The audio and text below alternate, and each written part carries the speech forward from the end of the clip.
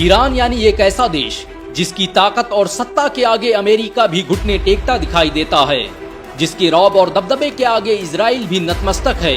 Iran अगर चाह ले तो वो आधी दुनिया की इकोनॉमी को चंद घंटों में ही मिट्टी में मिला सकता है, क्योंकि वो जहां पर स्थित है उसी रास्ते से दुनिया का 40% तेल और माल सप्लाई होता है।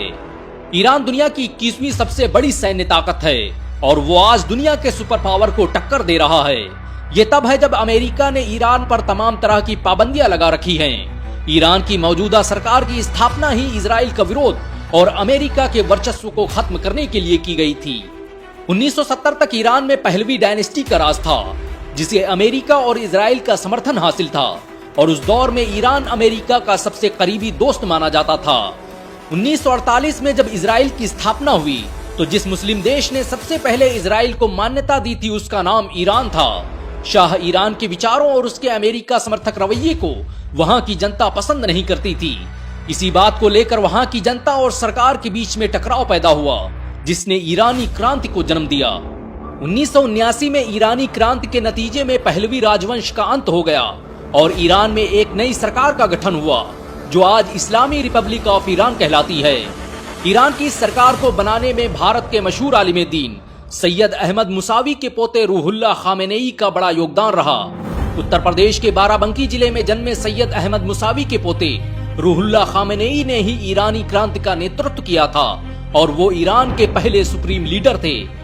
रूहुल्लाह खामेनेई के सत्ता में आने के बाद ईरान अब कामयाबी की ओर अग्रसर था, लेकिन ये कामयाबी अमेरिका और उसके विरोधियों को पसंद न थी और यही वजह है कि जब उन्होंने अपने परमाणु प्रोजेक्ट की शुरुआत की तो उनके विरोधियों ने उनके वैज्ञानिकों को मरवाना शुरू कर दिया। अमेरिका कभी नहीं चाहता था कि ईरान एक परमाणु शक्ति बने, इसलिए उसने ईरान पर तमाम तरह की पाबंदियां लगा दी, लेकिन ये पाबंदियां ईरान के हौसलों को कम नहीं कर पाई। और आज कुछ मीडिया रिपोर्ट्स बताती हैं कि ईरान दुनिया का दूसरा मुस्लिम देश है जिसके पास परमाणु हथियार मौजूद हैं। ईरान की सबसे बड़ी ताकत उसकी जियोग्राफी है। वो जहां पर मौजूद है वो इलाका तेल और खनिज पदार्थों से भरा पड़ा है और यहाँ तक कि दुनिया का 40% तेल इसी रास्ते से होकर यूरोप और अन्य देशों तक पहुँचता है। ये रास्ता इतना अहम है कि अमेरिका ने इस रास्ते पर अपने जंगी बेड़े तैनात कर रखे हैं ताकि कोई देश तेल की सप्लाई लाइन को नुकसान न पहुंचा सके, क्योंकि अगर पश्चिम सहित यूरोपीय देशों को तेल नहीं मिला तो वो एक दिन भी जिंदा नहीं रह पाएंगे।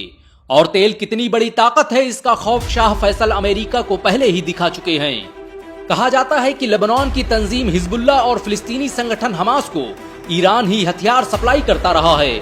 हमास पिछले कई दशकों से ईरानी मिसाइलों का इस्तेमाल करता रहा है।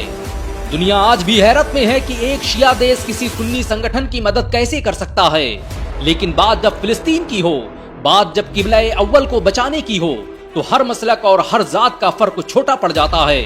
ईरान एक छोटा सा देश है, लेकिन उसका मुकाबला अमेरिका जैसी बड़ी ताकत के साथ किया जाता है, जबकि ईरान का बजट सिर्फ 6 अरब 30 करोड़ डॉलर और अमेरिका का रक्षा बजट 587 अरब डॉलर है।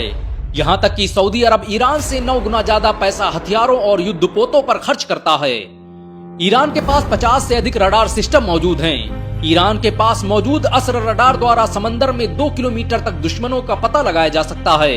ईरान दुनिया का तीसरा देश है जिसके पास GTL टेक्नोलॉजी मौजूद है। ईरान अपने अधिकतर हथियारों का निर्माण खुद करता है।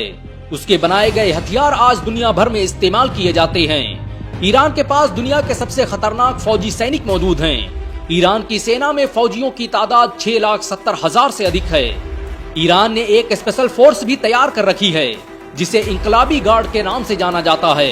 कहा जाता है कि जब किसी मैदान में ईरान ये फौज उतारता है तो वहां पर राख के ढेर के सिवाय कुछ नहीं बचता। ईरान ने पिछले 30 सालों में टेक्नोलॉजी के मामले में खुद को इतना मजबूत कर लिया है कि इजराइल की भी हिम्मत नहीं कि वो सामने से उसका मुकाबला कर सके। ईरान के पास 551 एयरक्राफ्ट, 4000 टैंक, 21 युद्धपोत, 19 पनडुब्बियां और 65,000 बख्तरबंद गाड़ियां मौजूद हैं, जो किसी देश की अर्थव्यवस्था को बर्बाद करने के लिए काफी हैं।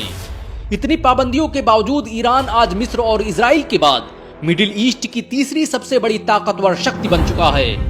ईरान ने पिछले दिनों शॉर्ट रेंज और लॉन्ग रेंज की ऐसी मिसाइलें तैयार कर ली हैं जिनसे 300 किलोमीटर से लेकर 3000 किलोमीटर तक हमला किया जा सकता है।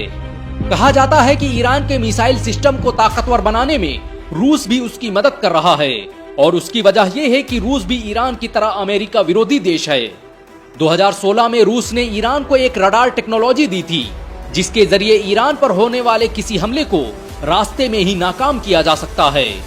अमेरिकी खुफिया निदेशालय की एक रिपोर्ट के मुताबिक ईरान मिडिल ईस्ट का अकेला देश है जिसके पास सबसे ज्यादा बैलिस्टिक मिसाइलें हैं। ईरान के पास हाइपरसोनिक मिसाइलें भी हैं, जो साउंड की स्पीड से 5 गुना तेजी से हमला करने की क्षमता रखती हैं। ये वही मिसाइलें हैं जिनसे पिछले दिनों ईरान ने इजराइल पर हमला किया था। ईरान में कुछ ऐसे संगठन भी हैं जिनका निर्माण सिर्फ अमेरिका और इजराइल का मुकाबला करने के लिए किया गया है। हालांकि ईरान के रिश्ते मुस्लिम देशों के साथ बहुत ज्यादा अच्छे नहीं रहे हैं, क्योंकि उसने अतीत में ऐसी गलतियां की हैं जिन्हें नजरअंदाज नहीं किया जा सकता। ईरान ने खुद को ताकतवर बनाने के लिए रिवर्स इंजीनियरिंग का इस्तेमाल किया और दुनिया की सबसे बेहतरीन टेक्नोलॉजी को अडॉप्ट किया। यही वजह है कि उसके बनाए गए हथियार आज दुश्मनों के लिए चिंता का विषय बने हुए हैं। ईरान को अगर आज किसी मुस्लिम देश का साथ मिल जाए तो वो पूरी दुनिया की भौगोलिक स्थिति को बदल सकता है। ईरान जिस तरह से मुखर होकर फिलिस्तीन की आजादी की लड़ाई लड़ रहा है, इससे सभी मुस्लिम देशों को सबक लेना चाहिए। अमेरिका और इजराइल ईरान को इसलिए भी खतरे के रूप में देखते हैं क्योंकि इस देश का असर इराक, शाम, लेबनान, गाजा और यमन के बड़े इलाकों तक फैला हुआ है। तुर्की और कतर जैसे देश भी ईरान के करीबी दोस्तों में से हैं। वहीं दूसरी तरफ भारत और चीन जैसे देश भी ईरान की मदद करने को तैयार रहते हैं।